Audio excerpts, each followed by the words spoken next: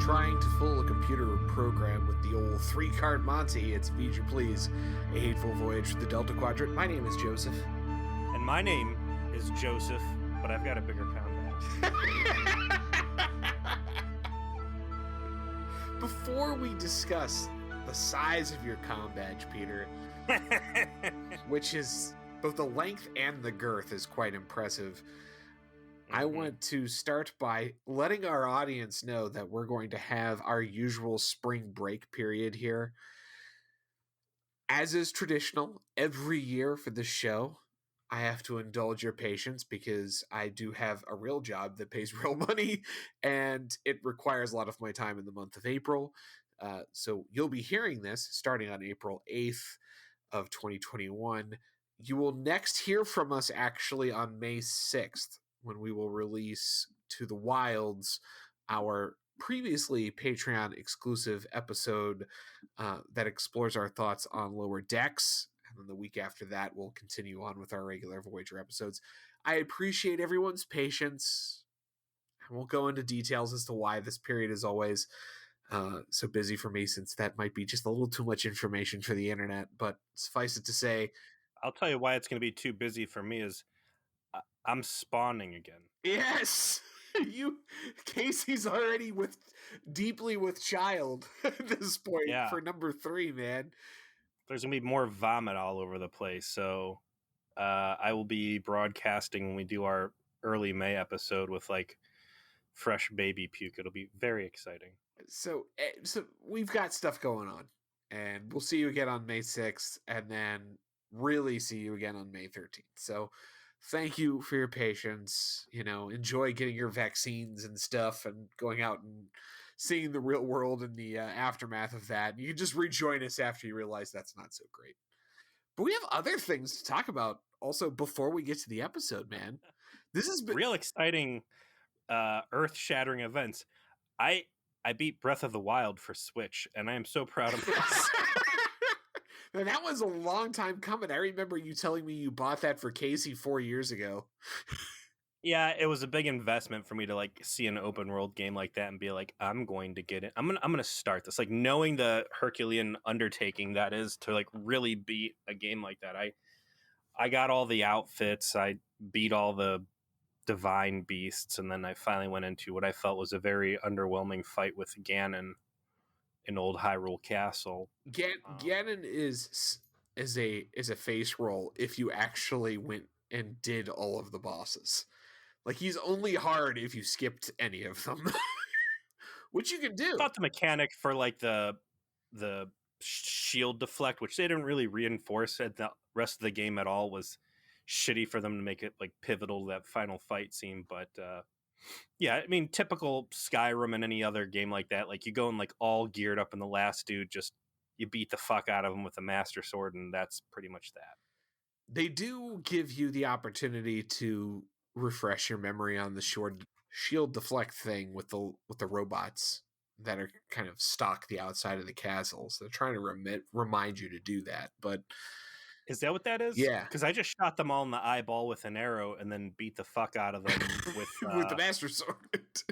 Yeah, with the master sword. Yeah, you can shield reflect those guys. I beat that game. It's going to be 4 years ago in September.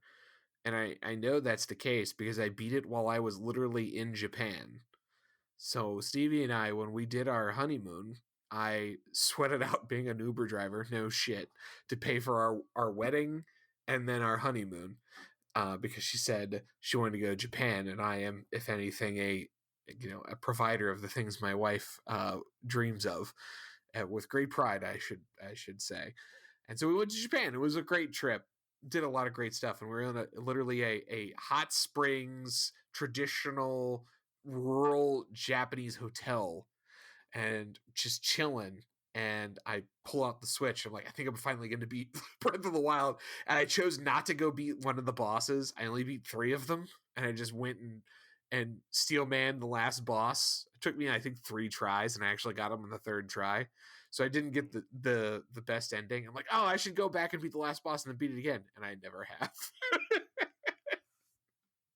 I don't think there's any really like the ending was overwhelming. Whatever little cinematic they gave you, I thought was kind of phoning it in. The But game itself is the experience. It's one of the best yes, games ever made, as far as just playing and exploring. It's a game that the two best Switch games, in my opinion, are Breath of the Wild and Super Mario Odyssey because they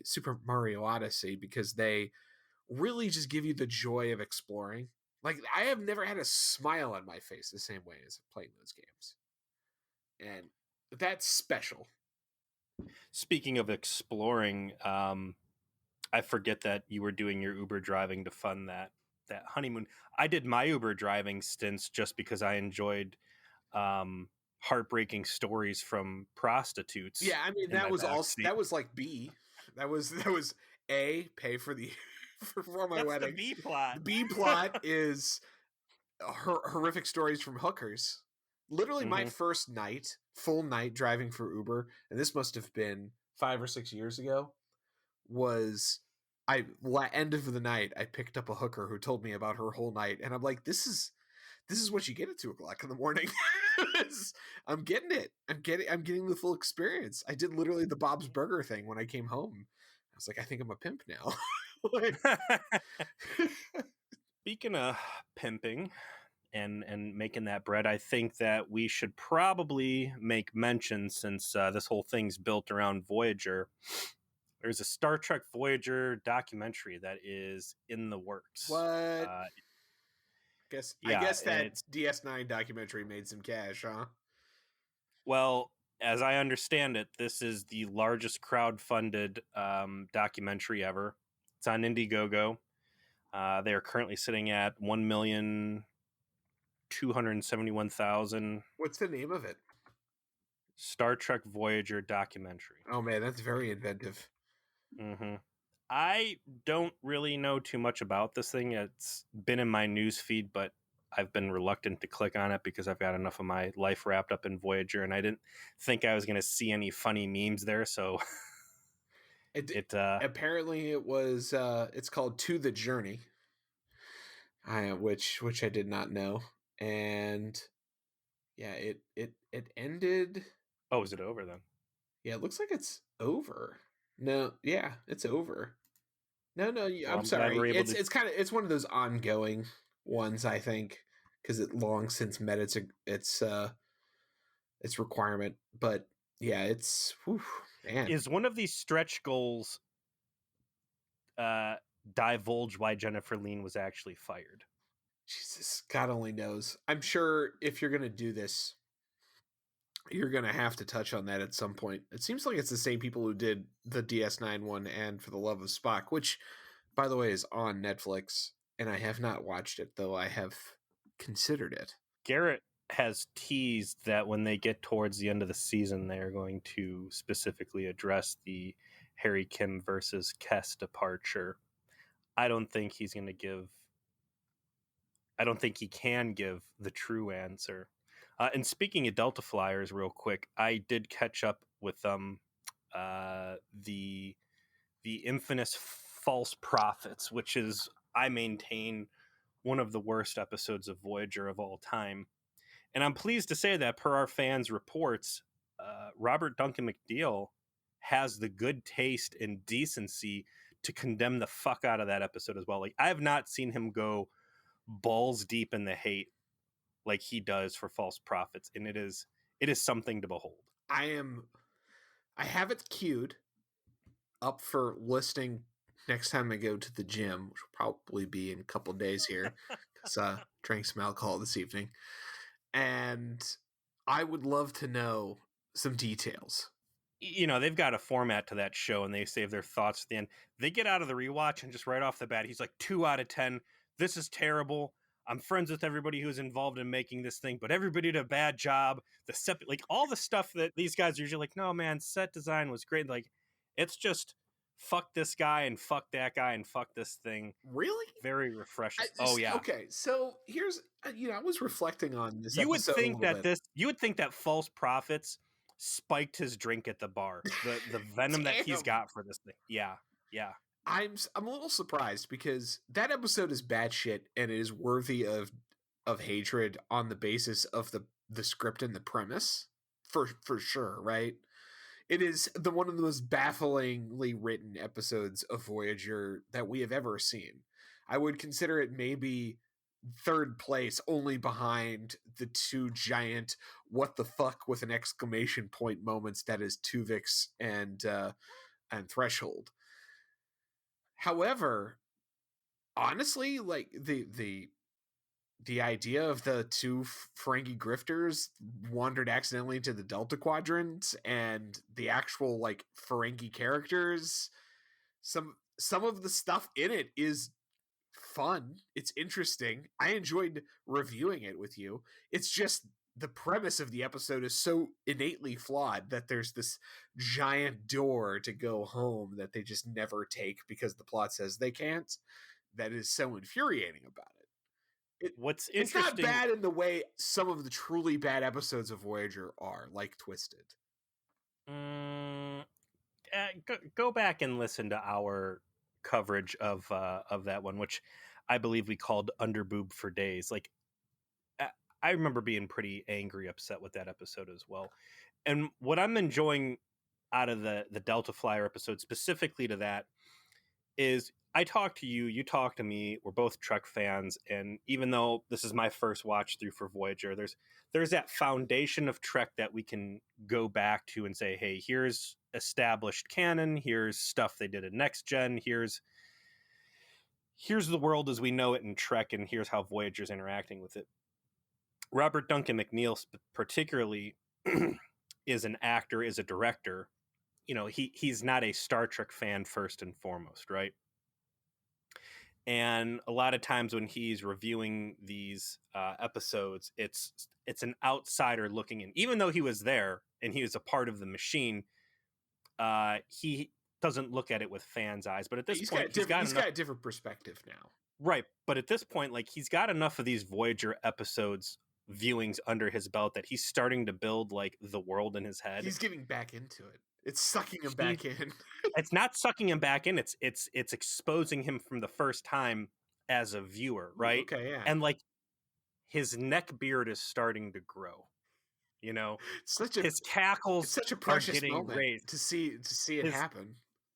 His actuallys are beginning to bloom, and like watching him start to get like the hints of outrage at Star Trek contradicting itself and really question the universe that this show is taking place in is so excellent. And like he's getting into it, but he's still a noob, and like he takes like real offense when they when Neelix becomes the Nagus's proxy, right? And he's like, when in Star Trek's history have we ever had a main character go through cosmetic surgery to look like another race? And it's like, oh, Rob, you're walking into a trap. You're gonna look as stupid saying this as I did when I didn't know the name of the World War II plane that bombed Nagasaki. Like, it happens all the time, bro. Deanna did it. Chakotay does it. It's gonna happen like crazy later on. Like that's Starfleet 101. Is plastic surgery is easy. I mean, just the other day you had the EMH making the lady go from being a bottle cap head Necron back to like regular old human in Harry's Canadian Girlfriend. I look forward to listening to that one. Thank you for the tease. But what did we watch this week, Peter? Oh, at the 14-minute mark. Season 6, episode 21, Live Fast and Prosper. I like this episode. I think it's fucking great. The premise is fucking hilarious. It's hilarious on the actual level that it's implemented, and then it's even funnier for us, of course, for the many Voyager Next Door reasons that we have provided through years and years of content. But they deliver on a plot that ends up being actually kind of clever. You know, they set up this idea halfway through the episode specifically about Tom and Neelix. And you're like, oh, this is going to be a scene? No, it's going to be the second half of the fucking episode. Brilliant. Absolutely brilliant. It is a perfect example of a very Voyager episode. Like, no other Trek show could do something quite like this and still feel like Trek. and I think that's why I've always liked it as much as I have. Comedy's there, solid story is there, appropriate consequences and risk is there. The big shocker to me in opening up Memory Alpha was that this was a LeVar Burton direct. Well, he got his redemption, as we talked about last week. He did Timeless. He's allowed to come back. He's gold forever. But I'm just saying, this is icing on the cake, and I think a lot of the fun in this episode comes from, again, that eye of someone who has been to the conventions, has seen people cosplaying as them, and has been around the block a few times. So I don't have a ton of notes on this one because I spent most of the episode sitting back and enjoying it, but there's some real standout moments that I'm looking forward to getting to, and I just want to lay the groundwork on it. That, again, credit where credit's always due. These Voyager scripts, because they can be so bad sometimes and ignorant of their own continuity, they'll set things up where I'm instantly like, this is absurd. How could person X do thing Y? That's person X's whole thing. And then, just catch me mid thought and be like, oh damn, they got me. They got me. And there's a real good gotcha in this one. Oh, there is. So that is the best part of the show. Like, this subverts your expectations by making you think that it's going to do its usual Voyager fucking bullshit and not pay off anything that it sets up, and then it actually pays it off quite elegantly at that. And stunner of stunners, the writer on this was Robin Berger, who only wrote for Voyager in season 6, and their other episodes were Fairhaven, yuck, and Memorial, which I really liked. I thought that episode was fantastic. You were a little bit more medium on it, but listen, I recognize Memorial for being good. It was just a little, it was too intense. That Vietnam threat, it wasn't bad. It just wasn't my favorite. I recognize it was good, but I'm not going to give it my grade. Well, going out on a high note, this is the last episode of Voyager, she writes, but she did a damn fine job. So we open up on, I can't tell if it's CGI or map painting or both, but we got a pretty cool slow pan over some sort of a colony. It's a mining colony, and you've got two bumbling miners who are getting ready for a meeting while their boss is away on business. And who are they doing business with? Well, none other than the crew of Voyager, or so you would think. But who should beam down but two people who sort of resemble Janeway and Tuvok, but are clearly not. They're played by different actors, and as you noted at the very start, Peter, their costumes are not right. They have these comically large comm badges. Their pips actually are also like comically large. Their uniforms are ill-fitting. Which is par for the course for Voyager, if we're being honest. Even more ill-fitting, noticeably more ill-fitting. These are grifters. They be grifting. And that is the premise that we are set up with within the teaser. These guys, these fakes, we can spot them easily. They have closed vagina lips on their foreheads. Yeah, got that shit on their foreheads, standard Delta Quadrant alien nonsense going on. Mm-hmm. And those comm badges, I saw those comm badges. I was like, man, are those like Playmates toys? I don't know if you remember, like they had a comm badge that Playmates made, and the thing was like the size of a paper plate. So I got a real good laugh off of that. But the fakes, they lay out their story. Hey, we want to trade you some dilithium for, I don't know, beryllium or something. Bolemite. Yeah. We need it for the orphans. And this becomes a very important plot element because we will hear about the orphans several times throughout the course. It becomes what ultimately allows Janeway to put two and two together. In a very rare showing, this interaction ends peacefully and happily. Usually when Voyager's dealing with people, it's ugly and nasty, but yeah, Voyager actually fixes all the problems in the end. It's amazing.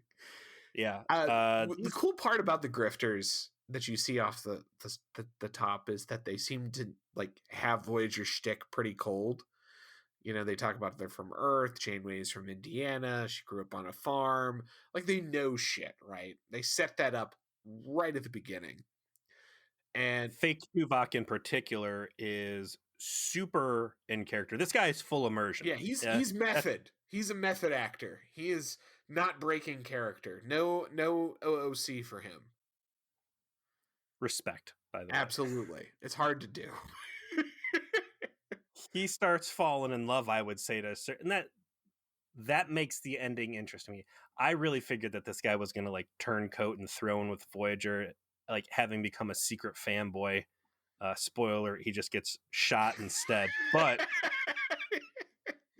he is deep in the weeds on the Tuvok character. He is living his life to Vulcan standards of logic. And even when it's just them standing around being scummy space pirates on the bridge, he's still referring to his crewmates as Captain Janeway. I don't know if he calls the other butthead Chakotay or not, but yeah, he's very method the entire time.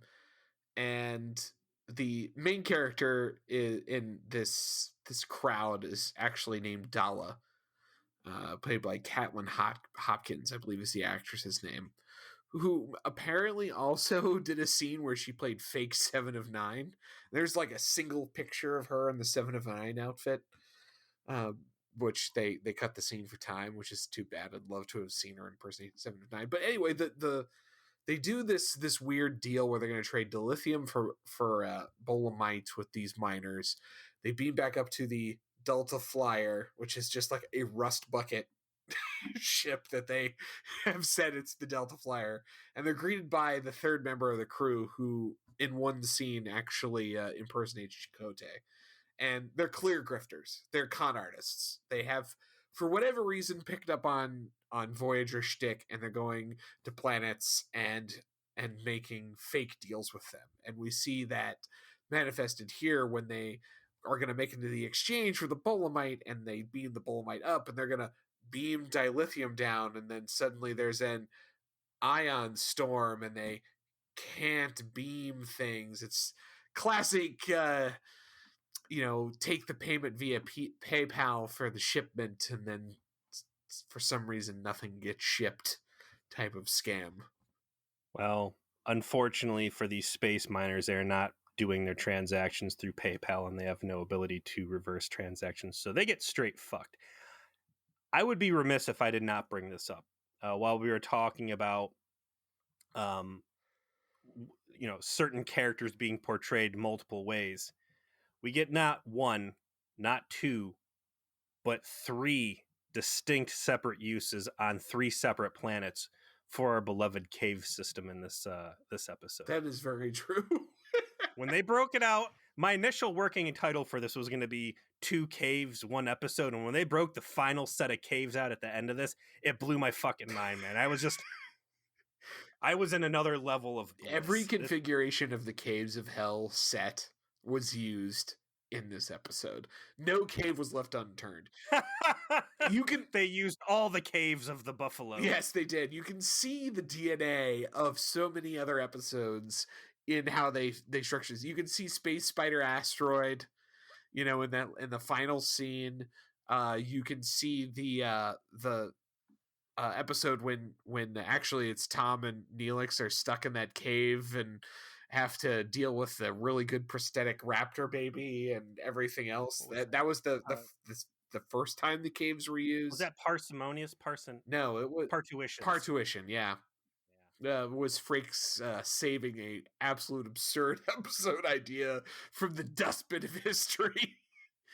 But yeah, you see it, man. You can't help. Like, if you're a Star Trek fan and you see those caves and you see those specific configurations of those caves, there's just so many memories flood back immediately, and they just put a smile on your face. So we pick up with Janeway, who's about to take a sonic shower. The sonic shower goes haywire. It shatters the mirror. She goes down to engineering to figure out what the fuck's going on, and it's very busy engineering because Voyager is currently in the process of falling apart. Everybody is just working their ass off, and Janeway grabs B'Elanna so we could tell her some cockamamie story about fucking gremlins or whatever. But it's not gremlins that's behind the problem in this. It's a big space rat named Neelix. You would think that after the fucking cheese incident, he would know better. But no. As we find out, it is all of the problems that are happening on Voyager, all the system failures, is because he decided to plug in a 12 volt into a 15 volt wall socket. You don't even have to go back to the cheese incident. If you go back to Tom low jacking into a murderous shuttlecraft, what was it? Christine? What was that one called? Alice. Alice, Yeah. right? Alice. Neelix got in that one too in the trade, and thought he was getting some good stuff, and it all turned out to be turdy. I don't think this is as much as he put the wrong piece on the incorrect voltage. I think that thing was just a shitty dud.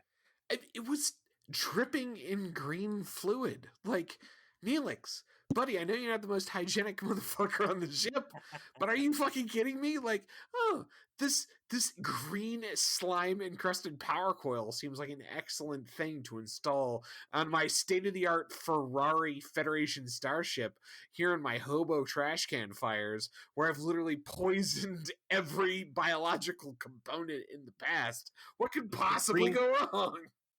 The green battery acid, it's like cooking on cast iron, right? It just adds to the experience. It's got its own taste, and he's fond of it. No, yeah, they pull this thing up. They're like, all right, we found the problem. This thing's been causing issues on the entire ship. Apparently, we don't have any sort of like power strips that filter problems from spreading like crazy. Where did this goofy thing come from? And then Neelix is like, oh, on our mission in the asteroid caves with the nun. You read the reports, right? And James is kind of like, So we get our second shot of the caves. Well, before they do the flashback, he just says, "Oh, I ran into this nun, Sister Dalo, who's trying to help some orphans." Right. So you, the viewer, know once the orphans gets mentioned for the second time, you're like, clearly it was the same people, right? Like the viewer is ahead of the characters a little bit in terms of how they pace the narrative flow of the episode, which is neat. Par for the course, because they reverse it later on in a cool way. And that's when Janeway is called to the bridge, and like the angry miner boss is like, "You stole all our space rocks," and she's like, "I don't fucking know you, dude. You've called. Why are you here?"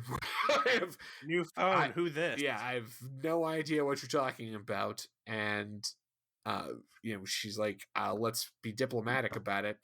And when they cut back from commercial break, angry miner boss is on the ship showing the transmission, which is garbled but clearly like not Janeway. And the miner boss is, "See, you did it." He's like, that is just not me. Like, all you humans look the same with your floppy hair and altruistic talk. It's very, very human racist. Like, in general. She's like exasperated with this guy immediately. Like, that wasn't me. Like, I know we could barely see her, but she still doesn't actually look like me. She certainly doesn't sound like me. Like, and the angry miner boss mentions the orphans, and then she's like, "Orphans? Did you say something about orphans?" And then that's when Janeway does the most uncharacteristic thing, which is put two and two together and goes down the fucking engineering and says, "Hey, filthy space cat, what was that about orphans earlier? Can you give me a flashback real quick?" And he sits down and is like, "Of course, Captain." I don't want to read a report. I need the flashback from the source. I would criticize here that you have fake Delta Flyer tooting around, ripping off hillbilly miners. Like, how could this even be in the same system as Voyager by the time this got back to Voyager? But given Voyager's propensity to just muck around and play in the dirt at every little opportunity, I suppose it does make sense that they're not like, I buy it. They're not optimizing their time. We know that already.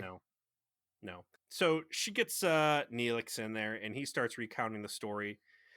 And I'm very happy to see Neelix and his good friend Tom Paris together in some buddy action. This is a great Tom Paris Neelix story. Like the whole episode. It's A plus, and ever since Partuitions, and later into the Seska plot where Tom fakes that he's going to leave and like Neelix gives him a hug, like there is supposed to be this friendship, right? And there have been many episodes in the past that have featured one character or the other, and it's really been missing the other guy. You know, they haven't been paired up, and they should have been. So I was very happy to see them together, and the pretenses that they under. So there's some great sass out of Tom about how excited he was to join Starfleet under the promise of adventure, and here he is looking for mold or whatever the fuck it is. It's some shit the Doctor wants when they cut to the flashback, and they're in these caves, and they run across to. Let me give the quote here because it's a good one. I tell you, Neelix, when I first joined Starfleet, I knew it was going to be one glamorous adventure after another, but never did I dream I'd have the opportunity to go on a mold hunting expedition. And then Neelix looks over, he's like, Neelix, who gets it, right? Like, more and more, I see Neelix like the shitty person Neelix used to be and the morale officer he's become. But every now and then, like, New Jack Neelix is like peeking over the edge of the table. He's like, well, I'm detecting some traces of glamour over in this direction. And that's when they find the nun, right? Right. And I'm using a lot of air quotes right now. The nun is the same con artist we saw earlier, who's with the person we know as fake Tuvok, and they go on a whole constructed spiel about how they're this the sect of very private religious figures, and they work a very pacifistic, meek angle with Neelix, and they play him as being very sympathetic to the idea that they're trying to collect resources for the orphans and feed him the line to get him to give something up to them.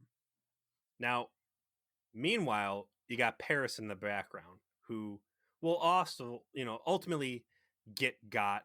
But at this stage, you got convict Tom. You got Tom Vic back there, openly pointing a gun at the nun and her friend. Yeah, just got his service 9 out immediately to no comment of anybody. Like, literally just waving it around at them like, I'm ready to shoot both of you. And they just don't instantly react. I'm back in Basics Part 2 when we see Tom being chased by Kazon, and he does like the Top Gun air stop and lets the Kazon go in front, blows them both up and says, I don't have time for you, and then just goes about his merry day.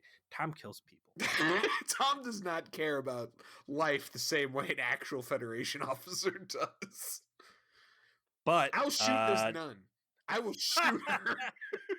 I don't know if this is a nun. They've got like linen wraps all over. And Tom correctly is like, I don't know if this is a nun or if this is a space mummy. You never know. It's a Delta Quadrant, man. Some gnarly shit happens here. Space werewolves and space mummies. Yeah, shoot first, ask questions. Listen, that's what the stun setting's for. And they don't tell you this in Starfleet, but like stun first, ask questions later. But Tom eventually puts his Glock down, and they run their game on Neelix, and Tom kind of goes along with it, and wound up inviting them up to the Delta Flyer. And what we find out as part of these flashbacks is Neelix was a little too sherry with information about Janeway specifically and Voyager, and ultimately they kind of convinced them to do some prayer where they closed their eyes and prayed, and while they scanned their database and took all their information. And this is how it is that these con artists got the data that they presently have. This is where I walk as a viewer to the piece of cheese sitting on the floor underneath a box being propped up by a stick, right? Because I'm like, this is bullshit. These are the guys who should be the most street savvy, convict, drug dealer, con artist, awful child dating motherfuckers there are, right? Oh Like for yeah. these two to get got, like the writer really missed the mark in using these two to be the dummy marks. And I'm in the middle of like really starting to wallow in how absurd it is that New Jack, the man who used to be New Jack Neelix, the guy who was in a fucking penal colony when Janeway pulled him out, for them to be had by some bullshit of orphans, and boom, they spring the trap on me. And the next scene, I think they seal it with Janeway like on the Delta Flyer with him, like contemptibly like throwing up the fucking tricorder after scanning the database, be like, "Gentlemen, you have been had." Like, there's an exclamation point on how they got, and it's just perfectly set up that you don't know that the rest of the episode is going to be about New Jack Neelix and Convict Tom making their grand reappearance onto Voyager, but that's what it's about, and that's what makes it amazing. here's your episode title for this. Neelix gets his groove back. Yeah, and I don't know how to phrase that the right. Tom Neelix. We got to come up with a little hybrid name for them. But the next scene is them in the mess hall, both furious with each other. Neelix, what happened to us? no, I know exactly. no, not yet. Not yet. That doesn't actually happen first. First, they rub the salt in for more because they have to go to the briefing room with the angry miner man. And the angry miner man literally says to their faces, "How could you possibly be that naive and stupid?" Right? First, a little bit more salt in the wound, right? And then Tuvok's like, yeah, how could you guys be that Yeah, stupid? excellent fucking question about how stupid you are. So they have to sit there and wallow in it. Then they show more grift. They show the grifting trio trying to convince some space hobo to join the Federation by paying a membership fee. And it's a cool scene because it's very much like they got the fucking vibe down from having the conversation with Neelix about, like the do-gooder Federation, and you get a little bit more of the guy playing Tuvok being too method and the other two guys trying to run the grift. Yes, So it's cool. that's fake Tuvok. 3 times I want to say in the episode, like starts buying into the Federation ideals and preaching to the point where it becomes detrimental to the scam itself. And yeah, when the other two have to like shut him down and tell him to be quiet and stand in the corner, it's good stuff. And then after that, you finally get to the turning point of the episode, which is Neelix and Tom saying, What happened to weren't us? we the slickest people on the ship? What happened? Who are we now? I know exactly what you mean. I've been over it 1,000 times. Why didn't we see it coming? Orphans, the oldest gambit in the book. I mean, if it had been Harry, I could understand. He trusts everyone. The fact that they called out Harry as the guy who would fall for it was perfect. Like, like, what if we turned into Harry Kim? This will not stand. This will not stand. This is the real A plot of the story, not Voyager getting exploited and whatever else. It's Tom and Neelix being forced to confront that they've become soft. Yes, and resolving to get their chaotic neutral back. The final note on that they've gone soft is that they try to 3-card Monty the Doctor. So, Neil's is like, let's do a scam real quick. Let's do a 2-man scam here where I'm going to do the 3-card Monty and you're going to be the fake Mark, and we'll bring in the real Mark who's going to be the Doctor, and we're going to fucking get him. And they try to run the scam, and the Doctor gets him immediately by saying, "Oh, the nut you put into one of the cups is in your palm." And they're like, "Fuck. We really have lost our groove. We have to find a way to get it back." And you think like when they do that, it makes you think like, oh, this is just a scene, right? Like they're not going to pay this off. It's not like the rest of the episode is going to be a giant New Jack Neelix Convict Tom scam, is it? But wait. You're in luck, because that's exactly what it's going to be, whether you know it or not. Voyager's got this opportunity where they could just zoop off, no fucks to give. They're not the ones behind this. There's no need to meddle in other people's affair, blah, blah, blah. But in a rare turn of events, Voyager cares about the implications of what's happening around it. I want to go back to Basics Part 2 yet again, when Voyager decided to grab the Talaxians and drag them into a brutal war with the Kazon without consulting them. Super dick moves. Maybe Voyager's just atoning for its past sins, right? It's Yeah, trying to, I mean, like we joked, let the it's Borg getting give a that next score. pass, but but we also care that you got stolen on. Yeah. The Federation doesn't stand for petty theft. Absolutely not. Borg, that's fine though. Clearly okay. I forget how they track these guys down.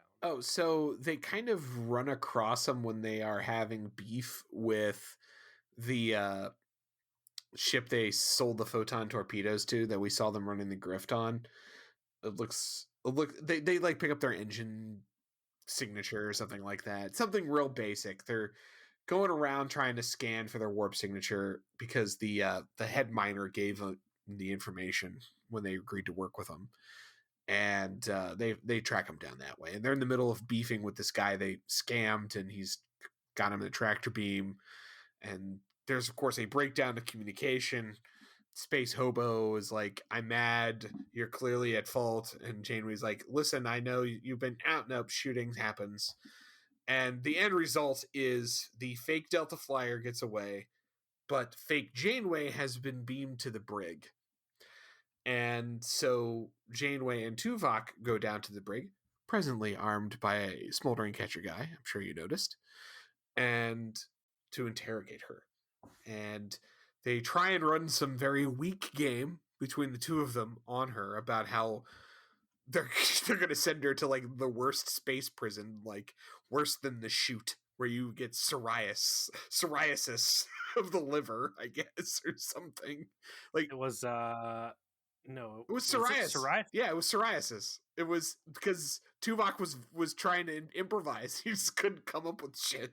That was the joke. Yeah, no, you're right. It's psoriasis. I think you're saying cirrhosis. So this was a great scene. I thought that Kate Mulgrew had a good go at stretching her wings, at being like angry, disappointed, but in the same way, like impressed. She lays a little bit of a, we're not so different, you and me, resourceful, ambitious, cunning, but the difference being I'm not a liar and a thief. And I think that fake Janeway does a pretty good job holding down her own and kind of laughing her off. I also really like the dig at her hair. Yes, little bit of meta humor in this episode for sure. Particularly in the grift, like making fun of the Federation's whole pose. Very in the deft hands of someone like LeVar Burton, who certainly knows the meta of Star Trek very well. I think that might be what really gave it its edge. But I like the terminology. Janeway does leave the conversation knowing that that probably didn't work and that they need to come up with a new plan. Like there's that whole walk and talk in the hallway that sets up the rest of the episode. They're like, well, that's probably not going to work. We got to come up with plan B. Don't worry. I've got enough. I'm going to make it up as I go along. Did you get the feeling during that walk and talk that like Janeway was like, Tuvok, you kind of fucking botched that, but it is what it is. And I'm still going to give you like your participation trophy. Like, you tried your best for, lying's not Vulcan's strong points, nor is improv. But that's you know exactly what Tuvok says. Like, I fucking tried. Like, I don't know where you're fucking going with that. The last time I did good cop, bad cop, I almost killed that guy from from the telepathy planet where he was wanting murder thoughts. No, it was Space Kitty murderers, not the Prometheus. Season opener. Oh, the Equinox? Yeah, that's the last time she did good cop, bad cop. That's true. Yeah, lock the elder vampire in the cargo. That was more like Chakotay and Psycho Cop. One of several times she's been at odds with Chakotay this season. I like when Janeway is kind of detailing her grievance and agreeing to help the miners and agreeing to stick around in the area and clean up these con artists. The discussion of identity theft back in 2000, before identity theft was what it is today, and her using the term, what did she say? Oh, our reputation. they've stolen our reputation. It's like, no, it's identity theft. It's a big deal with the internet, Janeway. You'll find out. Don't worry, 21 years from now, it's gonna be a huge deal. Oh, that could be the season 6 season finale. Is like, instead of taking on the Borg, they can fight the Equifax breach. There you go. That's a real supervillain. Don't get me started. So my fucking daughter had her identity compromised when she was like 2 weeks old. Starting out life, social security number shot for life. Start. Thank you, Equifax. Starting life out on the right foot. So the rest of the episode, it plays out like this. You see Neelix go down to the brig. He's got the tray of food, got a little tea there. He goes in. He's got a phaser. He's armed. He's strapped. He goes in and he starts the Neelix thing, where he's going to connect with this person. Going to talk to him about, like, when he came on board, he was grifting. He just wanted a warm place. He just wanted to take advantage of him. But he was drinking bath water. But he was, if you remember, he learned that, you know, he could have a place here, that he could change.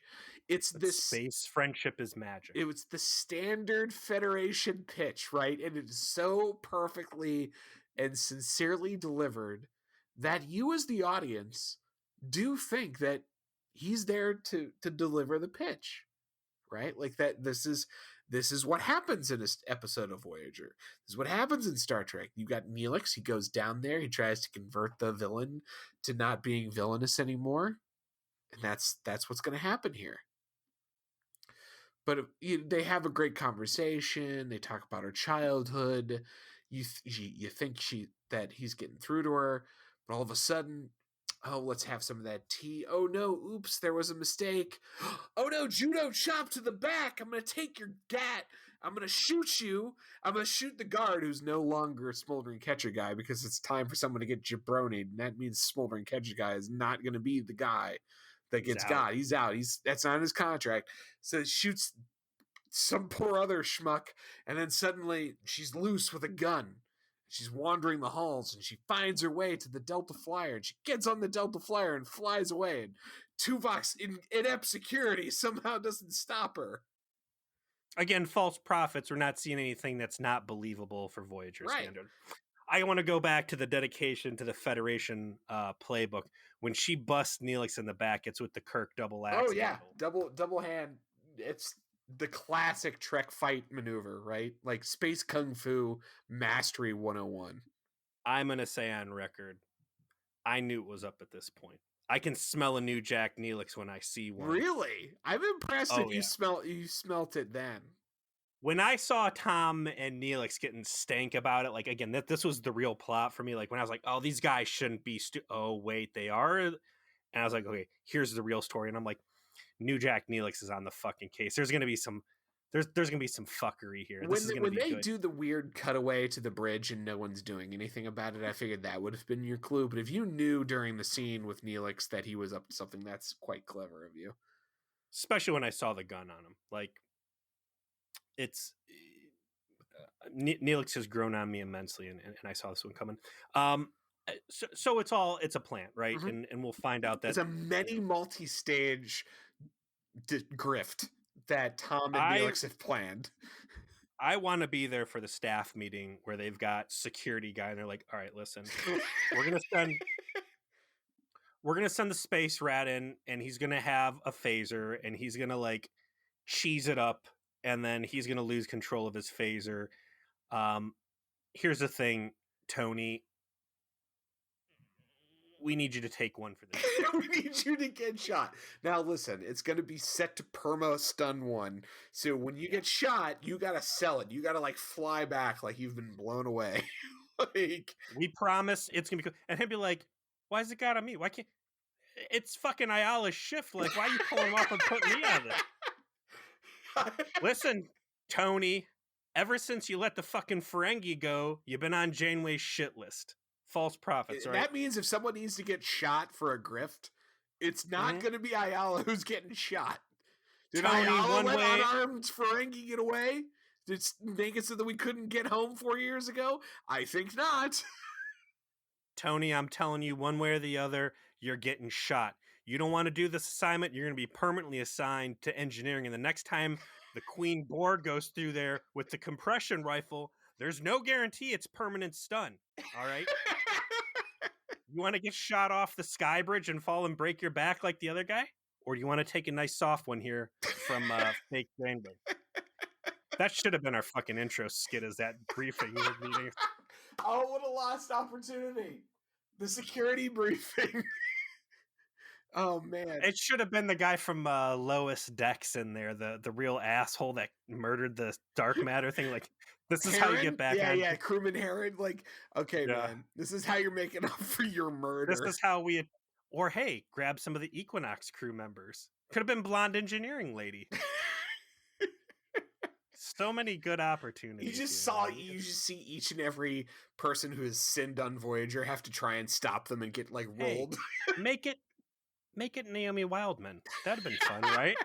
Yeah, phase the child. What could possibly go wrong? Here, you get to be in the scene, Naomi. But I'm being shot. Well, you know what? An appearance is an appearance. You're still getting that scale pay, girl. Get out there. So, off they go on the Delta Flyer. And they link back up with the fake Delta Flyer, a.k.a. the piece of crap cargo freighter. And we've got some hostility between the old crewmates here, right? Fake Tuvok's happy to see fake Janeway back, but the other guy, fake Chakotay, he ain't having it. How the hell did you escape the Super Federation? You know, this guy doesn't know that the place is a fucking slip and slide for security breakouts under Tuvok's neglectful eye. So he's got some valid questions, but fake Janeway ain't having it. The important part of this exchange is while it's happening, we cut to the rear of the Delta Flyer, and out of the med bed comes Tom Paris, who is stowed away, and he is not stowed away alone, for he has a little silver device that he presses some buttons on, and lo and behold, it is the Doctor in his Colonel Campbell mode. This is the Doctor who's going to get shit done. He's a dirty and naughty man. And so, what if going along our previous conversation topics, what if when he materialized the hologram, it was bartender Michael, ready to start throwing some Irish right hooks? Perfect. I still think that you could have made up so much for having to deal with 2 Fairhaven episodes if bartender Michael showed up like another half dozen times throughout the rest of the series. That absolutely 100%. Like that his down home Irish bartending and bar fight skills come in handy in some fucked up situations. Here's what I need bartender Michael to have is he materializes and then he has his own little silver thing that he pushes. And that then materializes a second, portable holographic device, replicates a chair, a bar stool. Okay, a bar chair. And sometimes he uses that bar chair and breaks it over people's head in a vicious bar fight. But sometimes he turns it backwards and sits down to impart some wise Irish bartending wisdom. Talk. Yeah, wisdom and talks people off of that ledge. It's a very versatile program. A lot of missed opportunities. Very on point for Voyager. So we cut away from that revelation to fake Janeway returning to the fake Delta Flyer, where there's a little bit more sort of dispute over how she got away. She's very on brand, though. Like, fuck both of you. I made it off. We've got to get the fuck out of the system, though, because Voyager's onto our shit. So let's go to our planet where we have a booty. Get the fuck out of here. So there's a little tension. Like how many transporter enhancers do we take? We'll take 10. We'll take 12. Fake Janeway offer like, I'm going down with you all. They've kind of got that Mexican standoff feel going. You never do, in all these years, you've never put any muscle in on these. I see exactly where this is going. Bringing the Doctor there kind of put the writing on the wall. That doesn't make any of this any less enjoyable for when the jig is finally up. They beamed down. They put all the transporter enhancers on the booty of all of the generic looking Star Trek space crap that they have stolen from everyone. And our triumphant third application of the caves. Yeah, this is definitely the space spider asteroid moment. Definitely the same configuration there. And once they're all set up, of course, fake Janeway is trying to contact actual Janeway after pulling a gat on the other two to say, I got all the shit, Captain. Will you beam everything out? You want to beam everything out, Captain? Maybe beam everything out? Can we maybe beam everything out?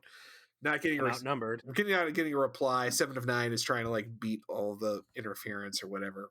She's barely in the episode. It's like most of the characters are barely in the episode, to be honest with you. It's just a little bit of dialogue. And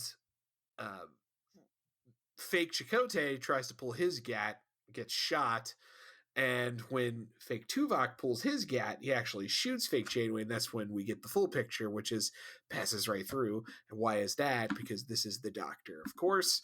In returning to his Future's End Part 2 status of I'm just going to be a murder bot and be able to phaser everybody, but also still ineffective because rather than picking up his gat again after being made immaterial to phase through a phaser shot, he just runs away. Just like runs into the caves because they got to make sure Tuvok shows up to have a confrontation with fake Tuvok. They can't let that pass up. So he runs back into one of the caves like, help! And then Tuvok happens to have beamed down by this point and is like, gets into a Mexican standoff with fake Tuvok, and fake Tuvok's like, oh, it's actual Tuvok. I love your work, but, logically, neither of us have an advantage. And then in a moment that finally demonstrates to you, Peter, an actual reason Hold to on. have. Let me put my not buying it face on.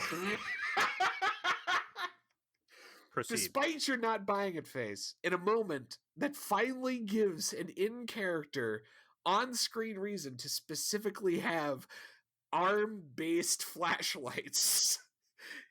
Tuvok flashes the flashlights in front of the guy's face with a quick flick of his arm, and with him distracted, gives him a shot with the gat and has disabled him effectively. And Joe, if I got a gun on you and you got a gun on me, and then your free hand goes to move up to point at me like you got a gun, I'm not going to wait for you to shine me in the face with the flashlight. I'm just going to shoot you. We can shoot each other and both be stunned, but I'm not going to let you use your offhand to go in a shooting motion and then shoot me. Listen, that's fucking stupid. That's my only complaint for this entire goddamn episode. That was fucking stupid. He should have just shot. Just saying that because it's finally justification for the arm. It's not justification.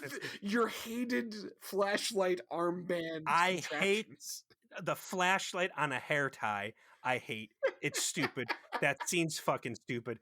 Tuvok should have gotten shot because he's a shitty security guy. If he would have showed up with a bow and arrow and shot him, that would have been cooler than the fucking flashlight. Whatever.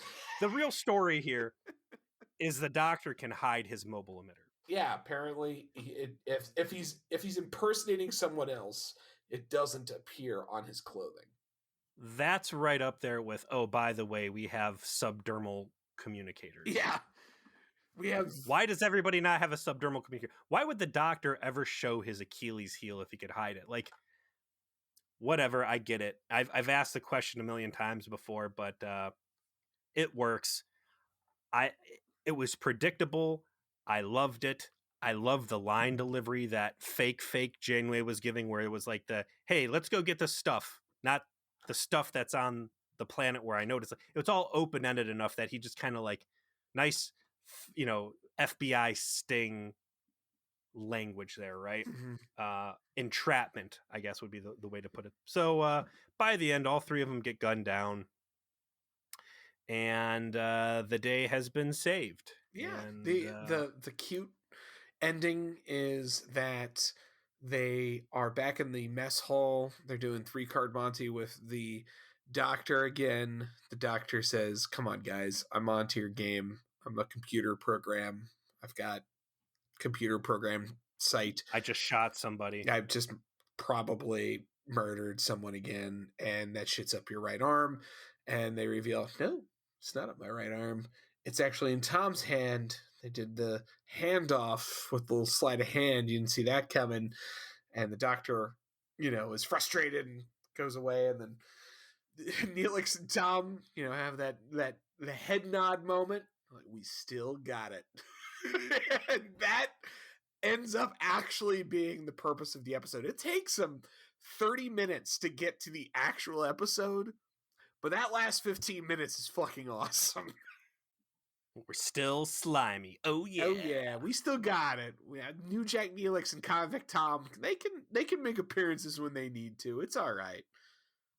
It's also fun in this episode that had the Neelix scam gone the other way, like I appreciate that they did put the redemption cookie on the table. Like that fake Janeway could have just as easily been like, you know what, I'm going to take you up, Neelix. Maybe I do want to live that better life. Maybe I am a product of my environment and I want to make that active effort to change. I'm going to take you up on the offer. And instead of shooting you and Tony, the security guy, I could be redeemed, but she does do the jailbreak and kind of makes herself that unredeemable villain that you don't feel bad watching them get gunned down and fucked up later. It's worth pointing out that they cut back away to like, what happened to fake Janeway? And she's just partially still unconscious in the Delta Flyer with Tom. Of like, yep, I fucking drugged you. that's it. Like, yeah, you're still groggy because I gave you a roofie. You'll sleep it off. You're groggy, and I've got you in. I know it's a bio bed, but as far as I'm concerned, ever since they dissected 7 of 9, and they're like, that's the morgue. That's the Delta Flyer morgue, and he's put her in the morgue. I'm into alien chicks, but ones with hair. Don't worry. Yeah, great episode. Like season 6 is doing miracles here, trying to pull this train wreck of a season out of the gutter into something enjoyable. I would re-emphasize that Live Fast and Prosper is an episode that rewards Voyager fandom uniquely. Like, it is a Trek episode, but it is a Voyager episode. It is an episode that actually says, if you know these characters and you know the history of these two characters in particular, that is where the enjoyment comes from. And that's relatively rare for the show to do that, especially exceptionally rare. And that's why it's so much fun to watch and rewatch. But yeah, I mean, we've had Child's Play, which I really enjoyed, Good Shepherd, which I enjoyed. And what are we watching next week, Peter? Well, it's not going to be next week. This is going to be like next month for us, right? Yeah, when we return to doing Voyager episodes, which will be in a few weeks, what are we going to watch, Peter? Season 6, episode 22, Muse. And I'll be damned if I can see what's going on in that picture. When Kim and B'Elanna take the Delta Flyer in search of dilithium, they crash land on a pre-warp planet where B'Elanna is found by a local poet. I know you're making a face. That's a sour face. It's not a good face. I smell a stinker face. What if I told you this is like one of my favorite episodes of Voyager, period? I would say this is going to be a religious episode that deals with the afterlife. Yeah, well, you know me. But that's not true. This is actually just really cool Star Trek story.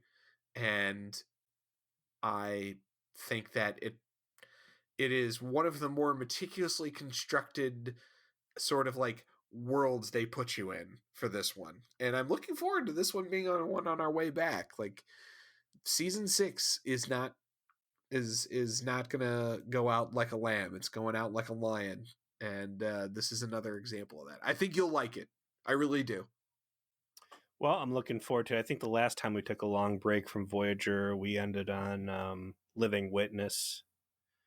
So this was a strong one to go out on as well, and I look forward to getting back in the saddle and picking things back up in the future. Indeed. And so thank you to all of you out there listening to the show and sticking with us through the years of all of our spring breaks.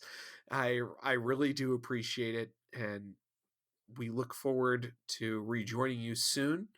Again, this will be our last episode until May 6th. May 6th, you'll hear our previously Patreon-only review of Lower Decks, and then you will finally hear from us on Muse on May 13th. So until then, take care, See you later. Live fast and There you go.